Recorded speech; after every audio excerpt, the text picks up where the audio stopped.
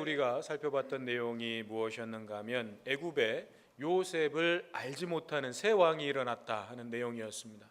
그런데 그것이 단순히 요셉이 누군지 잘 모르는 왕이 세워졌다가 아니라 왕조가 바뀌었다는 얘기였죠.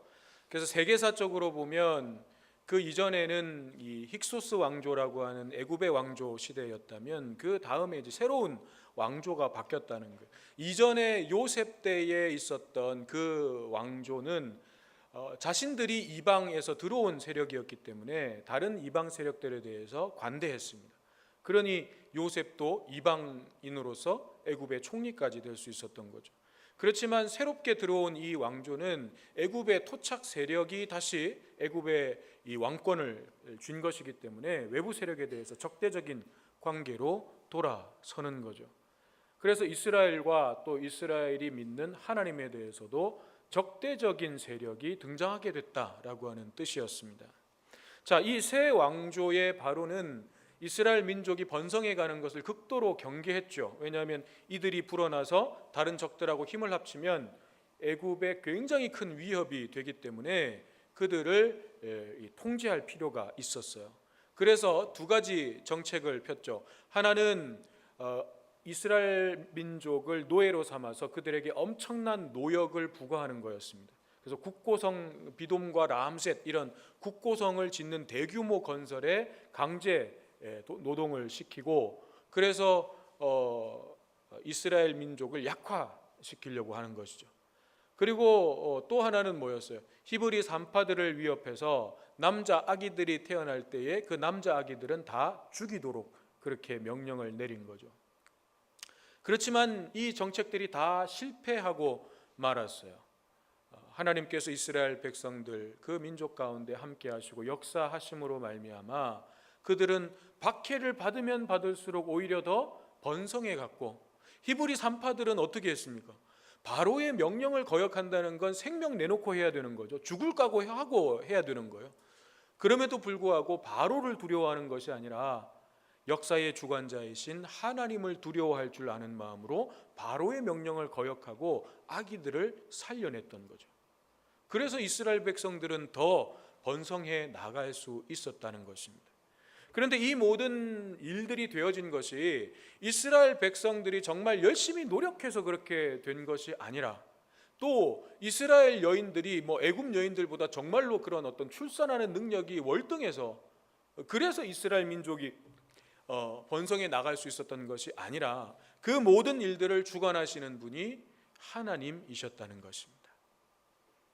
그리고 그 말은 다른 말로 얘기하면 세상의 그 어떤 힘과 권세와 권력도 하나님께서 작정하신 하나님의 계획과 뜻이 이루어지는 것을 막을 수 있다 없다?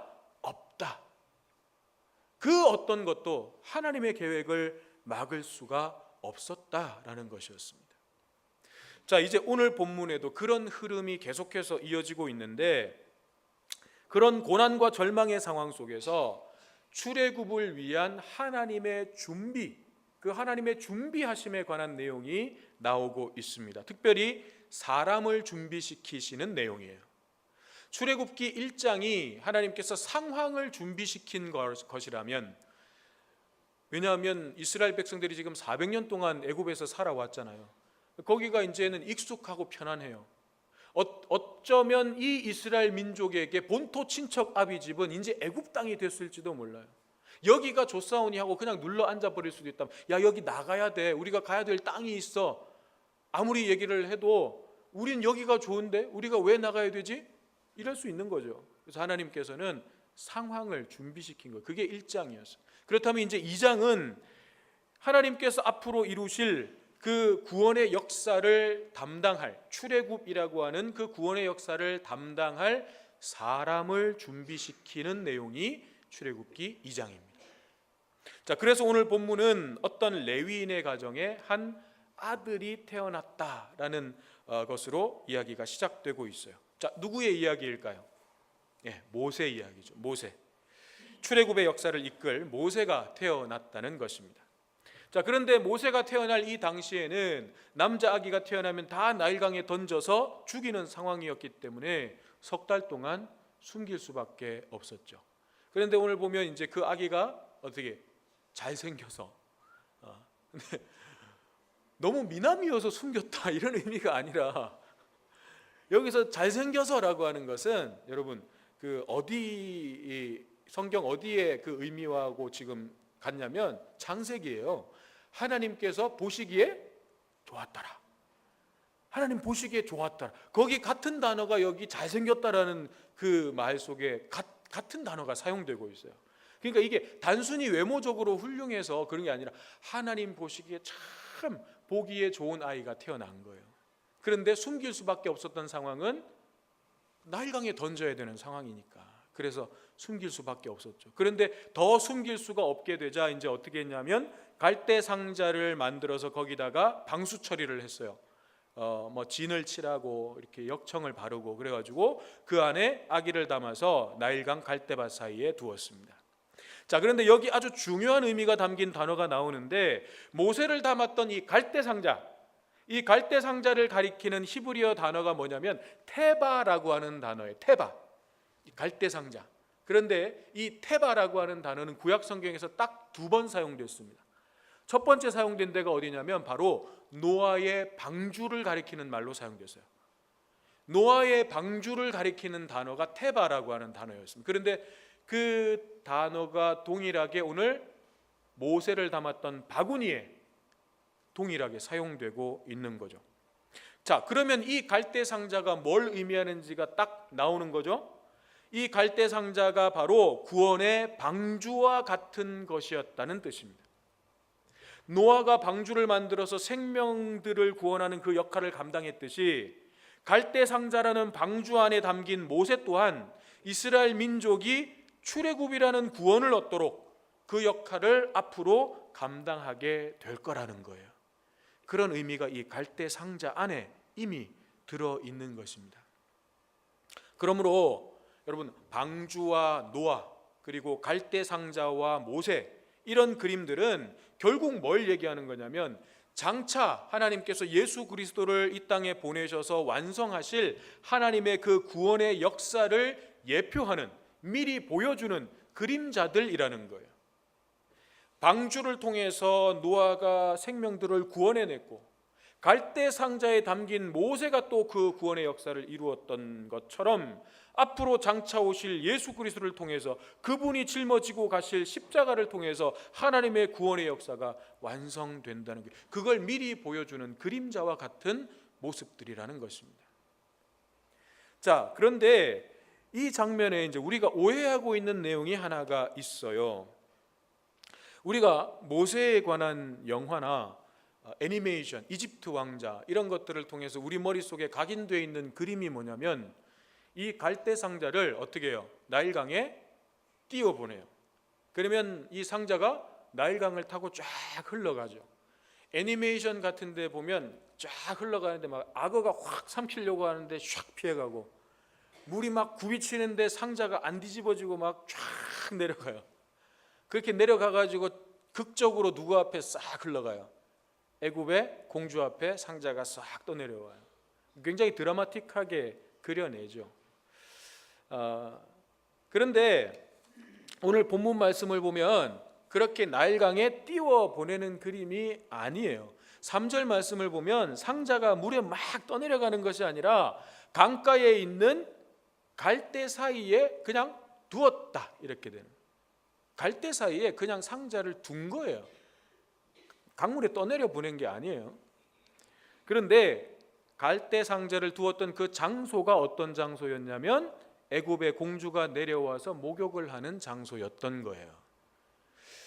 모세의 엄마 요게벳이 이 정보를 알고 그 장소를 택한 건지, 장소를 택하고 보니 애굽의 공주가 목욕하는 장소였는지 그건 정확하게는 몰라요. 그렇지만 어느 쪽이 됐던 이 모든 상황들은 지금 누가 섭리해 가고 계시는 것이냐면 하나님께서 섭리해 가고 계시는 과정이라는 거예요.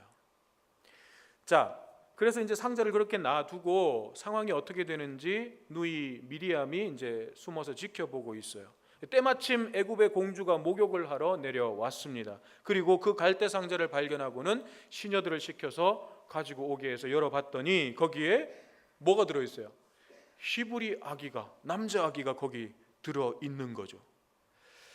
자, 그런데 여기서 우리가 또 한 가지 의문이 들 수 있는 부분이 있는데, 나일강을 다녀오신 분들은 보셨겠죠. 저는 못 가봤습니다만 나일 강물이 그렇게 막 쫙 뛰어들어 가지고 목욕을 하고 싶을 만큼 깨끗하고 맑은 물은 아니라는 거죠. 정말 막 저기에 막 풍덩 뛰어 들어가 가지고 막 그럴 수 있는 그런 수질은 아니라는 거예요.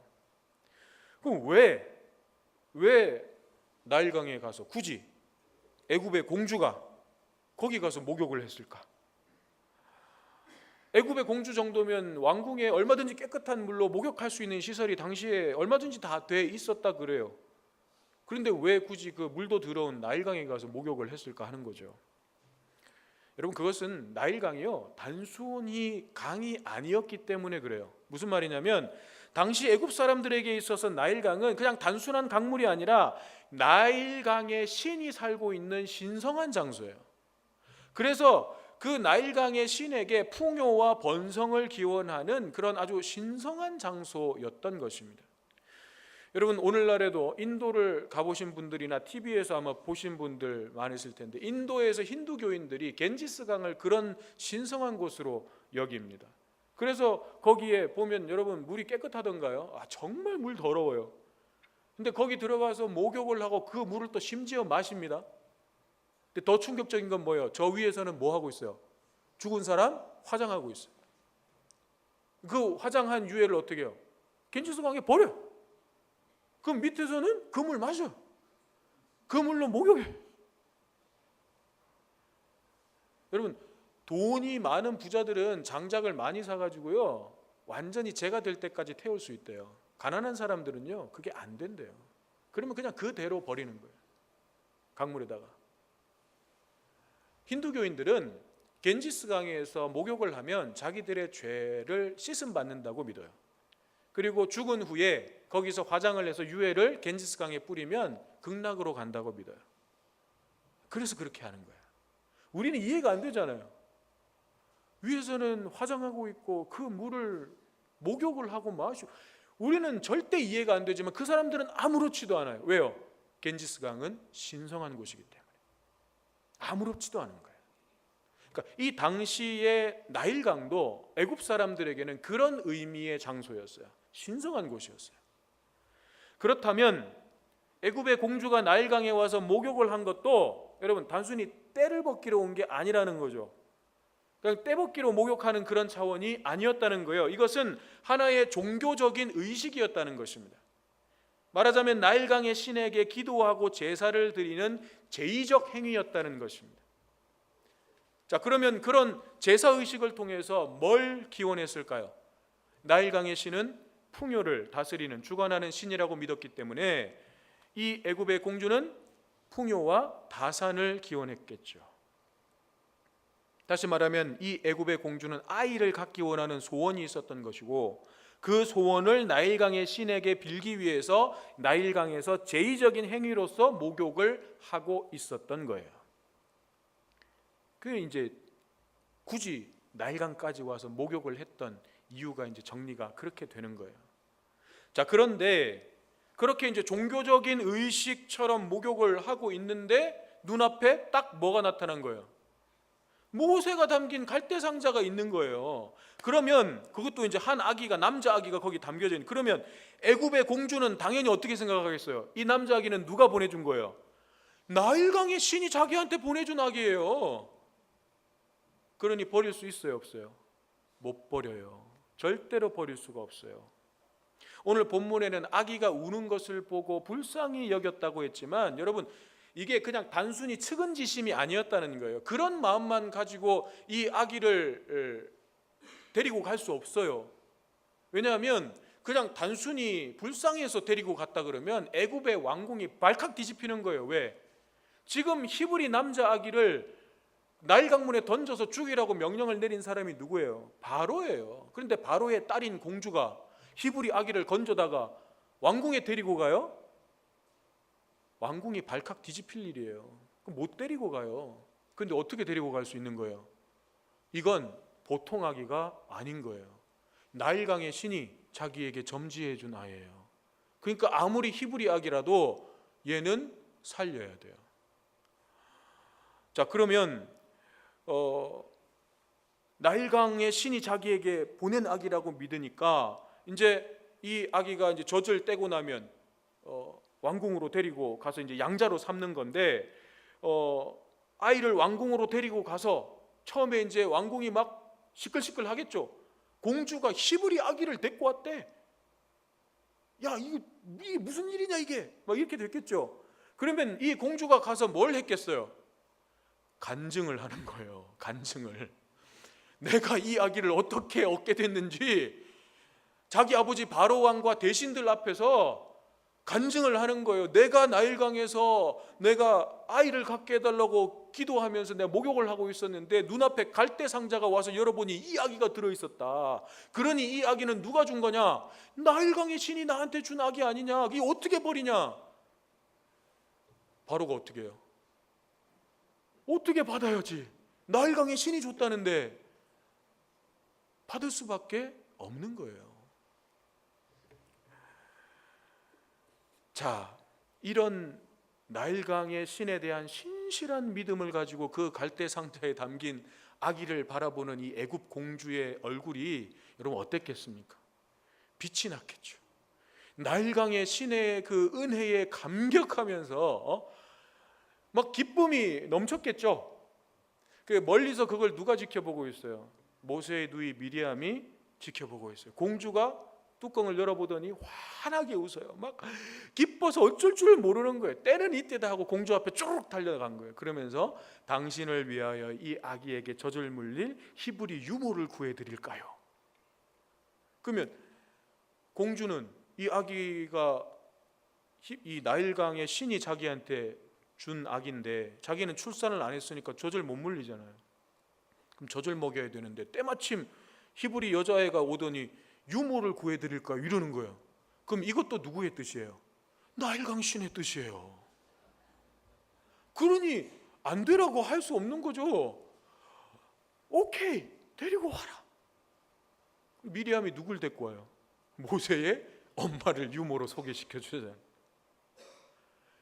아기의 진짜 엄마를 유모로 소개시켜 주잖아요. 여러분, 이런 기가 막힌 드라마가 어디 있습니까? 이런 기막힌 드라마가 어디 있어요? 미리암은 공주로부터 후한 상을 받았을지도 몰라요. 성경에 기록은 없지만 뭐 정말 지금 나일강의 신의 뜻을 이루는 사자처럼 자기한테 지금 막 온 거잖아요. 상을 줬을 수도 있고. 또 요게벳은 뭐예요? 자기 아들 품에 안고 젖을 물리면서 삭도 받아요. 공주가 삭도 주겠대. 수고비도 주겠대. 월급 주겠대.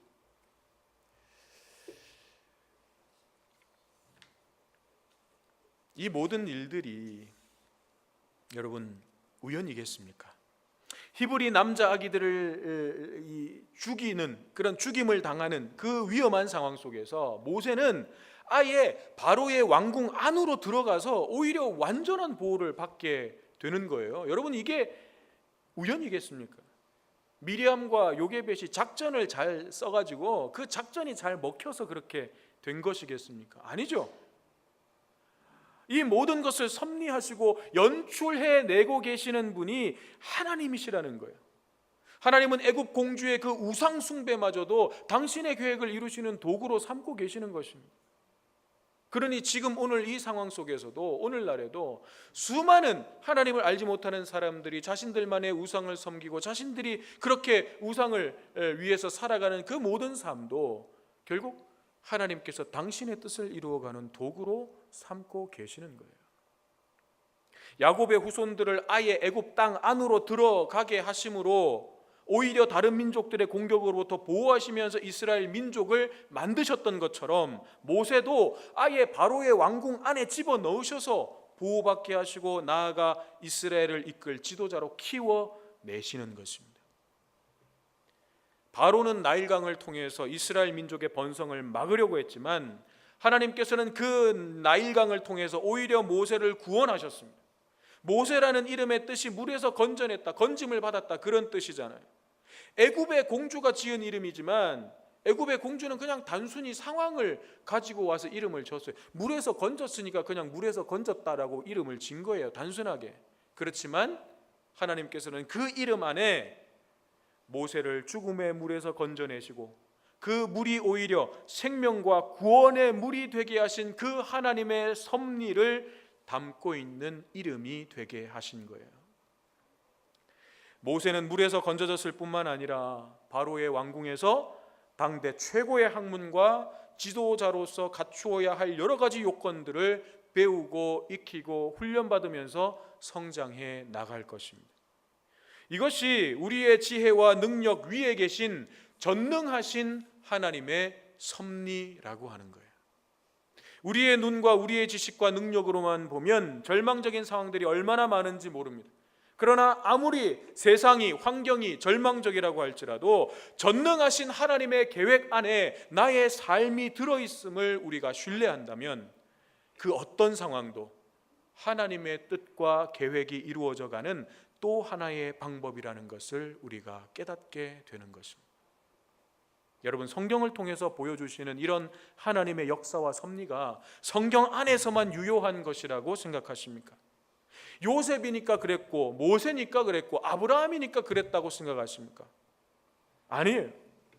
하나님께서 정말 그 당시 사람들, 그들을 위해서만 역사하신 것이었다면, 요셉이니까 그들에게만 역사하신 것이라면, 모세니까 이렇게 그냥 역사하신 것이라면, 여러분, 성경을 왜 기록하게 하셨겠습니까?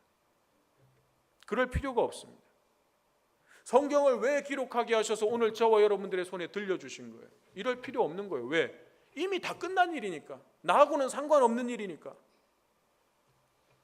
그러나 성경을 기록하게 하셨고 이것이 오늘 우리의 손에 들려지게 하신 것은 여기에 기록된 말씀을 통해서 보여주시는 하나님의 사랑, 하나님의 은혜, 하나님의 구원과 섭리가 오늘 저와 여러분들의 삶에도 동일하게 역사하신다는 것을 말씀해 주시기 위해서 성경을 기록하게 하셨고, 이 기록된 성경이 오늘날 우리의 손에까지 전달되게 하신 것입니다.